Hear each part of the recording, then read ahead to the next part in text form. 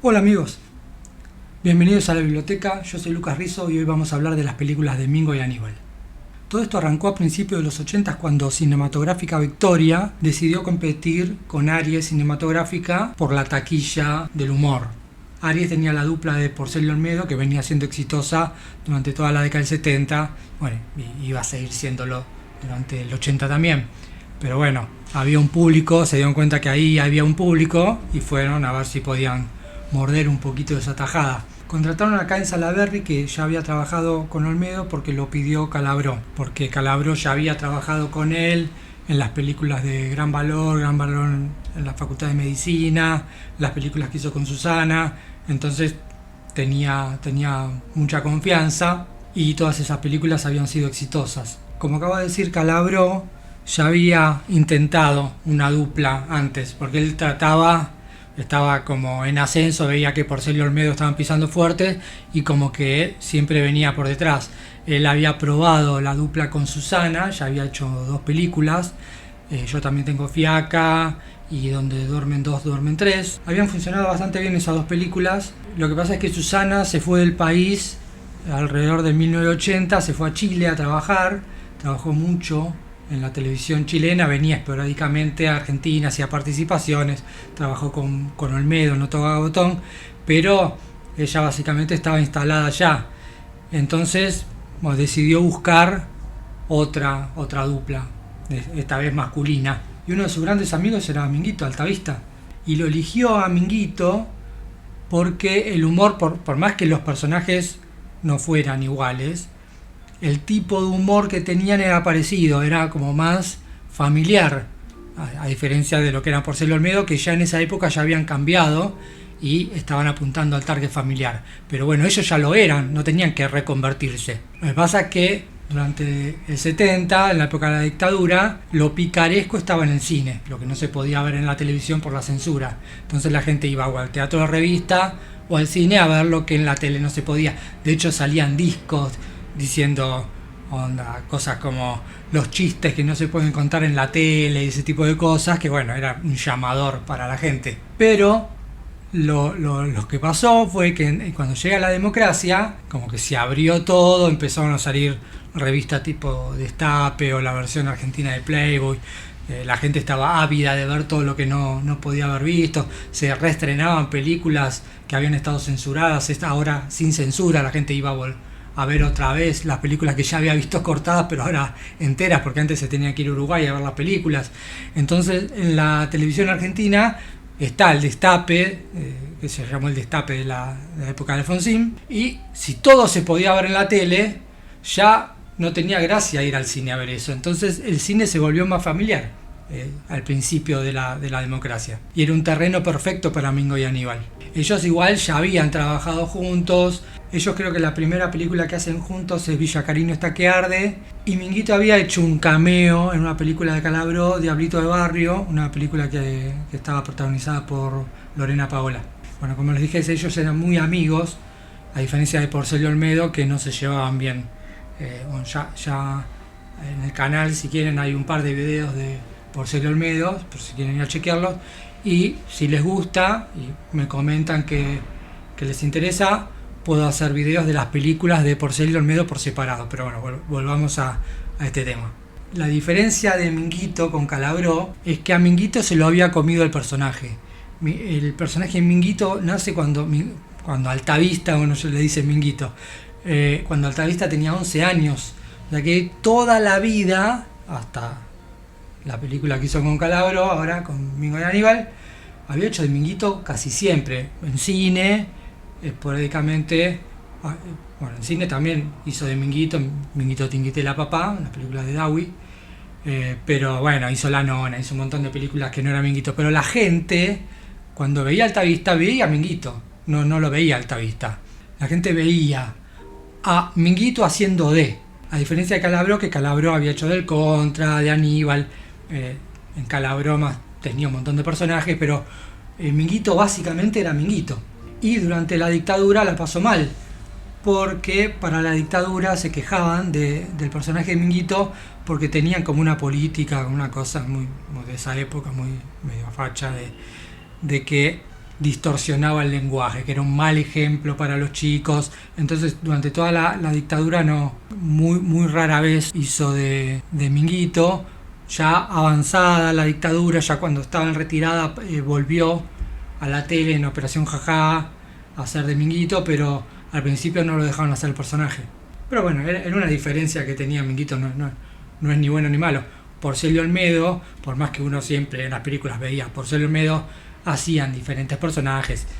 Las mujeres no son cosa de guapos, eran guapos del 1900, el hermano Santa, Olmedo era hermano Santa, ¿no? Pumba y Colifa, no sé, hicieron millones de personajes. En cambio Minguito, la gente lo veía y veía a Minguito siempre. Aunque hubo una pequeña variación, no sé si alguien sabe por qué, pero justo en la primera película que hacen juntos, Mingo y Aníbal, dos pelotazos en contra, Minguito y Aníbal cambian de apellido. Minguito no es Tinguitela, en esta película se llama Minguito Piparola, y Aníbal hace de Aníbal Polvorone. No sé por qué razón les habrán cambiado, si todo el mundo cuando veía la película veía a Minguito Tinguitela, pero bueno. Esta película se filmó en dictadura en el 83 y se estrenó en democracia. Por eso es como se nota, si uno ve la primera de Mingo y Aníbal y ve la segunda, parecen películas totalmente, no parece. Uno ve la 2 y la 3 se parecen, la 1 no se parece en nada, porque bueno, ahí todavía la censura todavía estaba presente.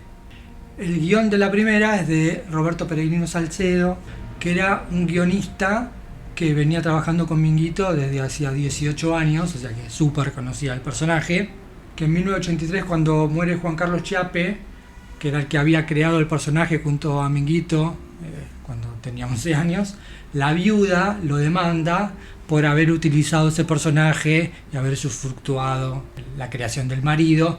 Lo demandó a Salcedo, lo demandó a Sofovich, porque aparecía en el programa de Operación Jajá, y lo demandó a Alta Vista. Pero bueno, esa denuncia no la perdieron.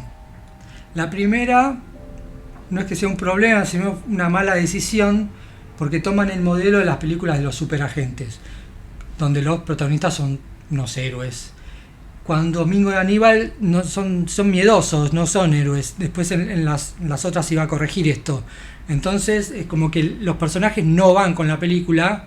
La trama se parece mucho a una película de superagentes, donde unos villanos quieren robar un trofeo, y entonces está Susana Traverso por un lado, como que hay dos, como que se quiere injertar una trama a otra. Por un lado está Susana Traverso con el trofeo y los villanos queriéndole robar, y por otro lado está Mingo y Aníbal tratando de encajar en esa trama. Los ladrones no tienen nada que ver con ellos, o sea que no son los antagonistas de ellos. Entonces como la película es como un medio engendro que no termina funcionando, y toma un poco este modelo de los humoristas, bueno, los protagonistas que son pobres y tratan de buscar trabajo, como pasa en muchas películas de Porcelio Olmedo, como le pasa a La Brigada, que a cada rato van a trabajar de mozos en algún lado. Bueno, toman ese formato de que bueno, ellos van a trabajar al hotel, después en la segunda tienen que hacer como una changa al principio de la película y después los invitan a la casa.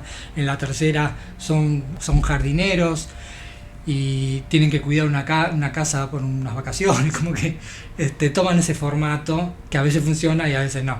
En esa época estaban como muy en el pico de su fama Vilas y Sabatini, porque recordemos que es previo al Mundial 86, donde Maradona empieza como a acaparar la fama del deporte. En esa época los famosos eran por Vilas o Reutemann en automovilismo, pero bueno, por eso se decide esto de la trama de la raqueta y el trofeo de tenis, porque bueno, lo popular en esa época iba más por el tenis. Obviamente el fútbol es popular, pero las mega estrellas en el exterior iban más por el lado del tenis o el boxeo, no tanto por hasta que apareció Maradona por el fútbol.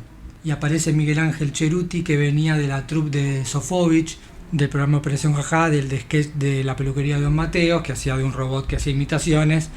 Entonces bueno, lo meten acá porque todavía se toma el modelo que había funcionado mucho con Porcel Olmedo, de insertar escenas musicales en la película. Él aparece haciendo toda una rutina, que generalmente lo que hacían en esas películas era tomar una rutina que hacían en el teatro y llevarla al cine, y en las películas de Olmedo pasaba lo mismo, donde bueno, el caballito de batalla de él era cantar canciones con las voces de otros personajes, y bueno, del teatro lo lleva acá, lo meten en esta película.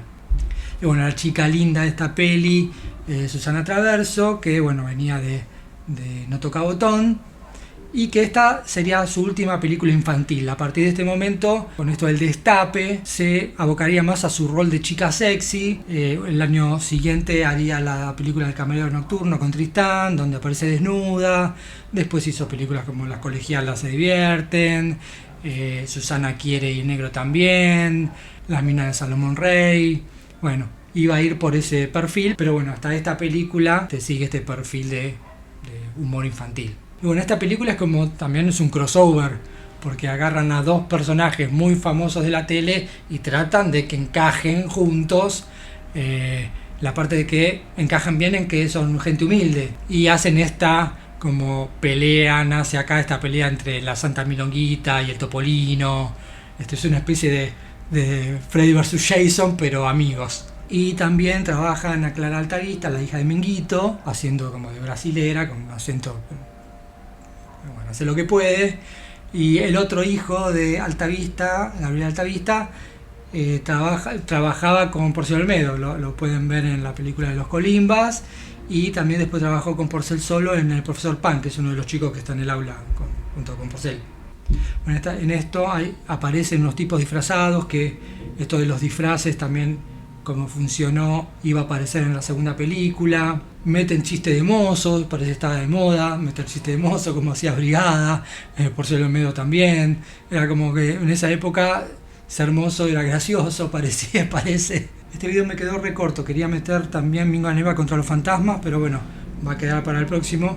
Si te interesa este tipo de contenido, dale like, suscríbete si no estás suscrito, dale a la campanita si te avisa cuando sale ese video, y bueno, dejame en los comentarios si te interesa, así yo sé por dónde ir. Bueno, esto es todo por hoy, nos vemos en la próxima.